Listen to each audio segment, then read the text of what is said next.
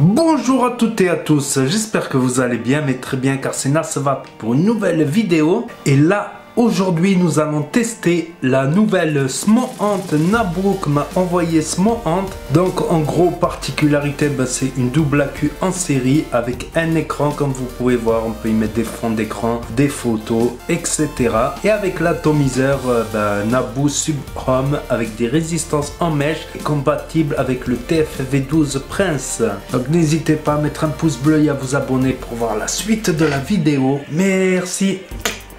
Donc je vous présente là la nouvelle Naboo ou Nabo au kit de chez Smoant avec à l'arrière un scratch d'authentification, tout le détail de ce que contient le packaging, les spécifications, etc. etc.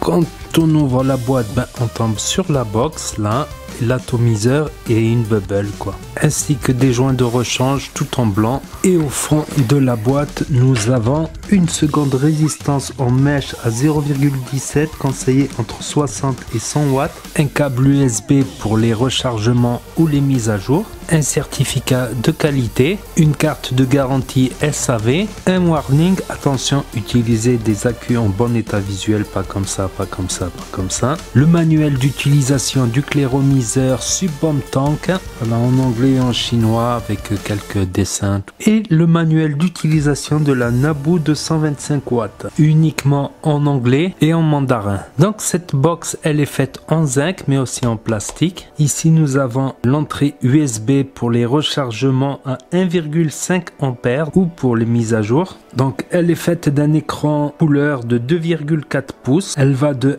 1 à 225 watts. Ici sur le bouton Fire, il y aurait une réactivité de 0,04 secondes, donc digne des plus grandes PWM. Et ici un petit bouton, c'est pour loquer l'écran parce que le plus et le moins sont là et sont tactiles. Donc en dessous nous avons des trous d'aération pour la ventilation du chipset et des accus. Au dessus nous avons un pin 510 flottant. Dans le design il y a des petits angles un peu partout, mais elle reste relativement stable sur une table. Donc elle fait 91 mm de haut sur 48 mm de large et 31 mm de profondeur. Donc à l'arrière nous avons le capot, on le reconnaît grâce à ces petits dessins et il est assez difficile à enlever. Il tient super bien, heureusement qu'ils ont mis un petit trou ici pour pouvoir faciliter, et encore voilà, pour pouvoir faciliter. On voit là le plus, le moins, c'est monté sur ressort. Là on voit les aimants, là il y a deux aimants ici et un grand en bas. Pour vous dire aussi, j'allais oublier qu'elle est équipée de toutes les sécurités comme l'inversion de polarité si on reste appuyé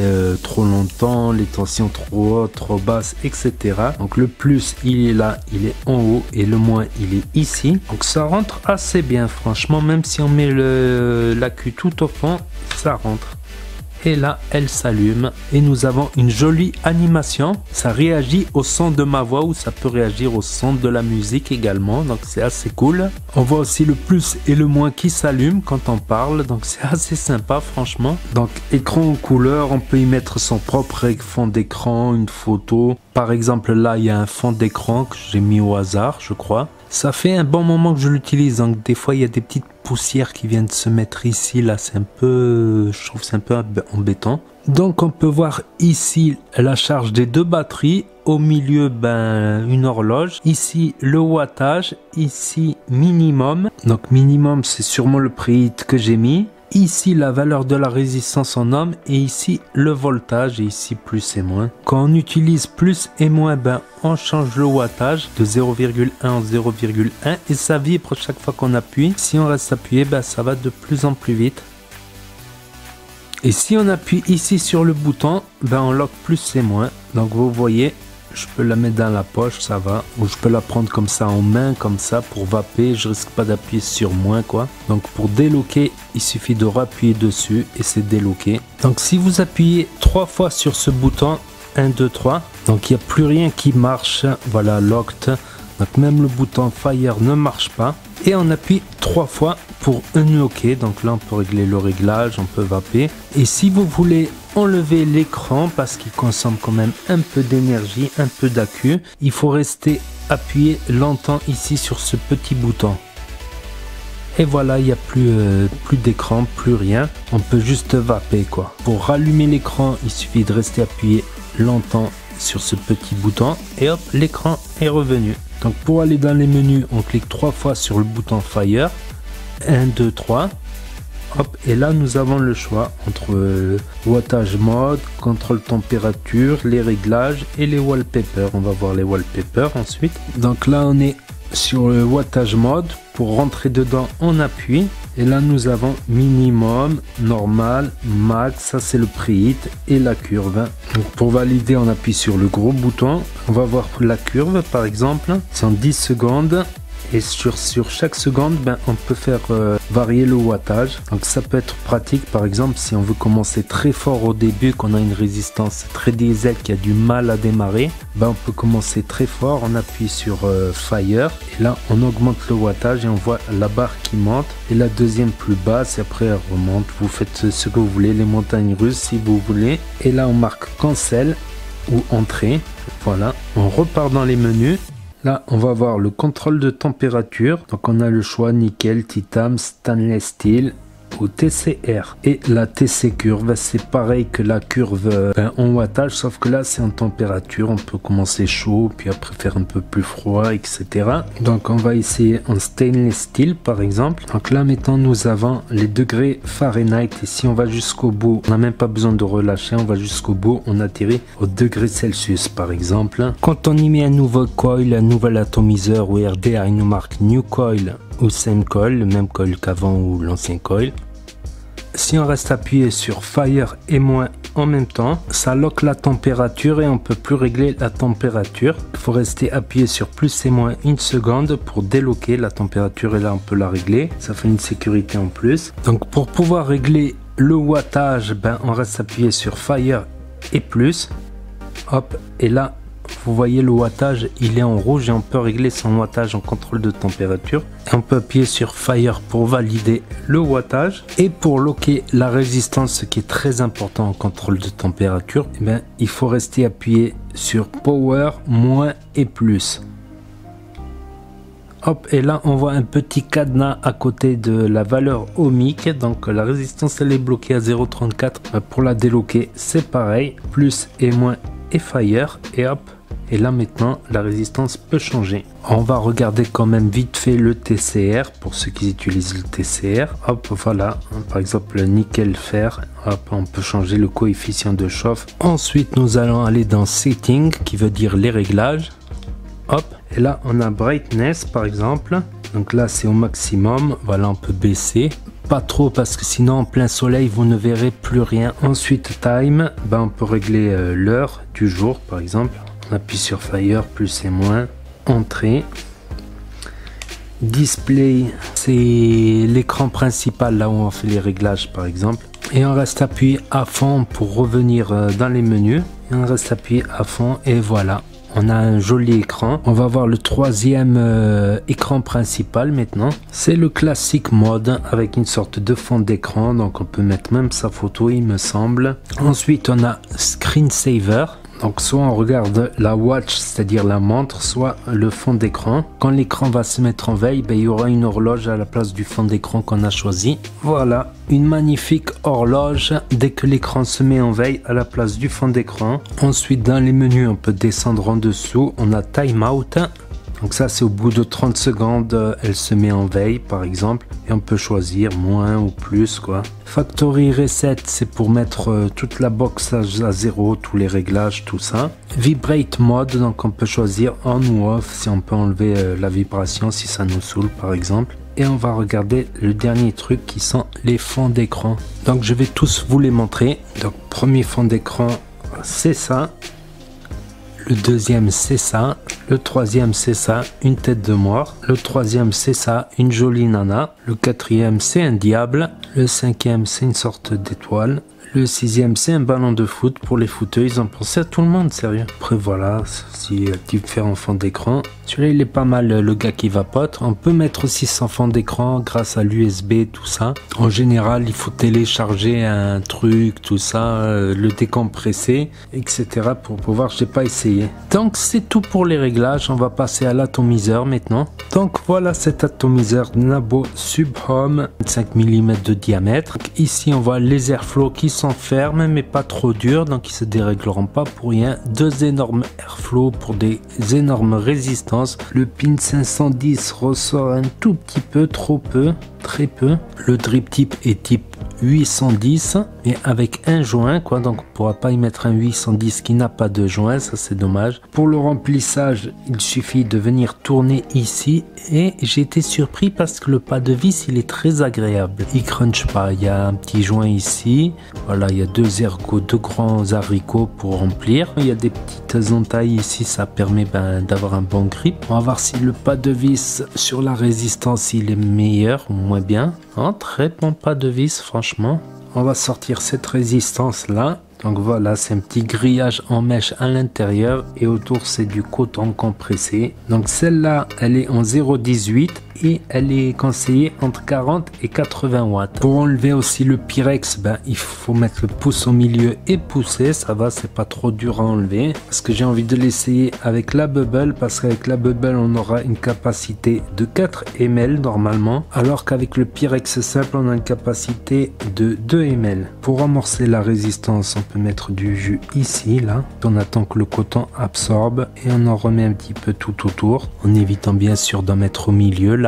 Voilà, il y a plusieurs techniques, quoi. On peut attendre que ici on voit de la coloration de liquide qui arrive. Ça va prendre du temps. Sinon, vous rassemblez tout l'atomiseur et vous remplissez. Vous attendez 10, 20, 30 minutes. Il y a ceux aussi qui remplissent et qui ferment les airflows et qui aspirent fort pour faire rentrer bien le jus dans les cotons pour accélérer. Ceux qui sont très pressés, quoi, par exemple. Donc voilà, tout passe. Les twists, elles passent, tout passe. Donc voilà ce que donne le kit complet avec l'atomiseur en mèche, enfin le clairomiseur. Donc la voici, la voilà toute prête, elle marche et elle marche bien. Franchement à 40 watts ça ne va pas trop, à 50 ça commence à vaper, à 60 les saveurs elles commencent à arriver, 65.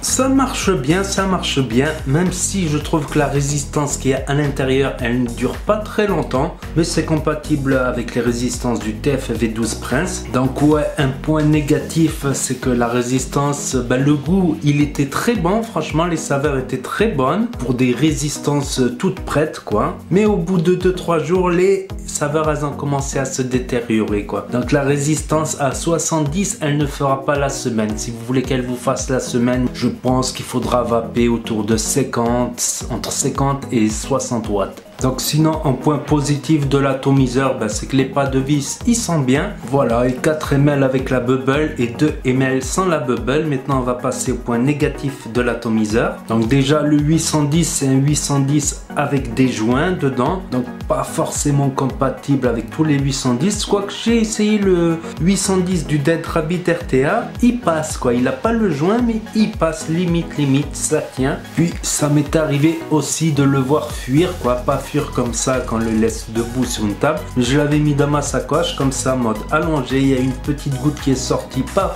les airflows, mais sinon au remplissage, tout ça, si on le garde droit, il fuit pas trop, quoi. Il fuit pas vraiment, quoi. Donc maintenant on va passer au point positif et au point négatif de cette jolie box. Donc en commençant par les points positifs. Donc le point positif pour moi, c'est l'écran 2,4 pouces couleur, le petit équaliseur là qui répond au son de la voix ou de la musique. On peut y mettre un fond d'écran, l'écran il est grand, le maintien en main il est pas mal, vous voyez il n'y a pas de jour, quoi, quand on le tient comme ça style gâchette. Donc elle reste stable sur une table, donc c'est un point positif malgré qu'il y ait les petits angles ici et là. Les boutons tactiles aussi, on appuie, il y a le petit bouton là, on le lock, on le délock facilement, on peut locker l'écran en restant appuyé et on peut vaper avec l'écran éteint justement pour économiser la batterie.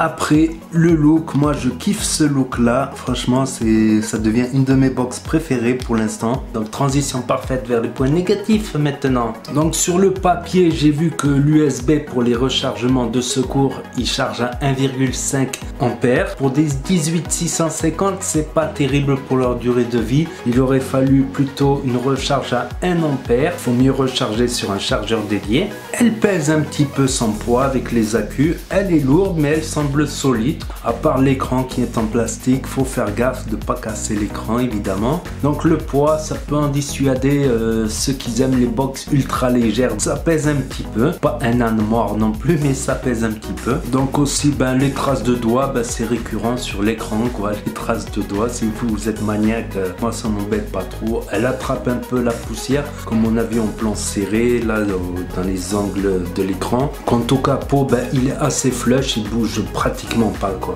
il bouge pas. Donc un des principaux défauts pour moi c'est pour le réglage de watts quoi. Mais par exemple si on est en 65 et qu'on veut passer à 70 et qu'on reste appuyé, hop ça va trop vite et on arrive direct à 75 watts. C'est le défilement rapide, je trouve qu'il est un peu trop rapide quoi. C'est son principal défaut pour moi.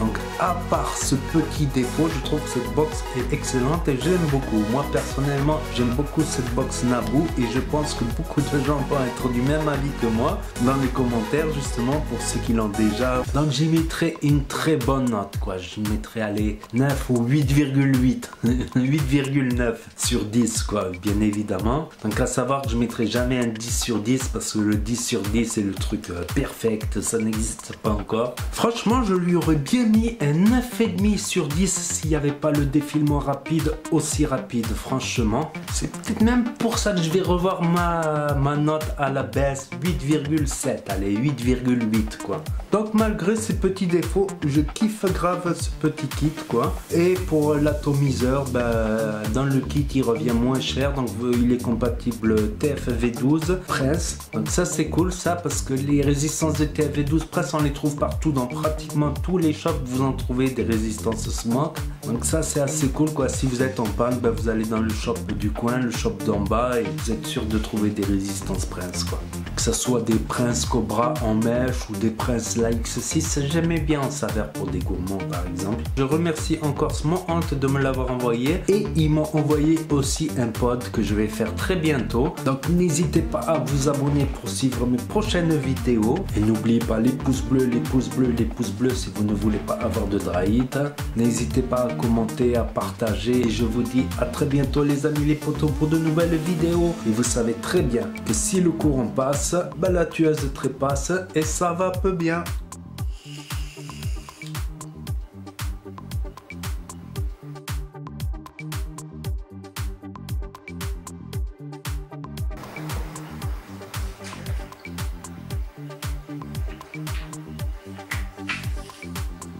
Donc quand on ouvre le packaging, donc quand on appuie sur le bouton ici loqué, on peut plus utiliser plus un an. Donc voilà, quand on utilise plus et moins, on change. Et si on appuie ici sur le bouton, ok, le bouton. Et si on appuie et oui. Alors que si on appuie et donc j'ai cru que c'était tactile, j'appuie comme ça, bon là je suis bête. Oh non. Le maintien en main aussi, il est pas mal quand on le maintient en main. Puis un des principaux points de défaut,